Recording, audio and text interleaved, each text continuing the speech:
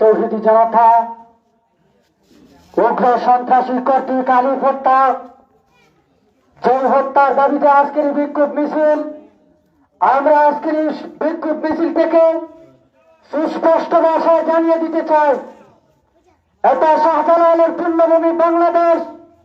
যদি এই বাংলাদেশের থেকে ভারতীয় উগ্র সন্ত্রাসী সংগঠন ইসকনের এজেন্ডা বাস্তবায়ন করার পায়তারা করা হয়, এদেশের ইসলামপন্থীরা দেখিয়ে দিয়েছে 1952 সালে রক্ত দিয়েছে।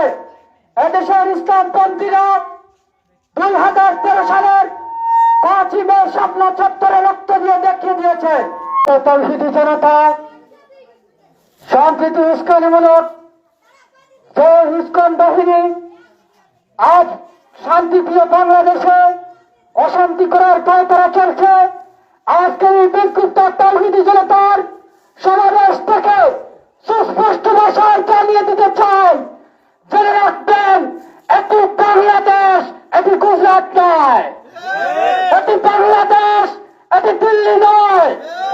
যদি এদেশের তৌহিদি জনতা দিনের ইসলাম রক্ষার জন্য 95% মুসলমান শাহজালালের ভূমিকায় অবতীর্ণ হতে হয়, এদেশের মুসলমান রক্ত দিতে তারা তলোয়ার নয়।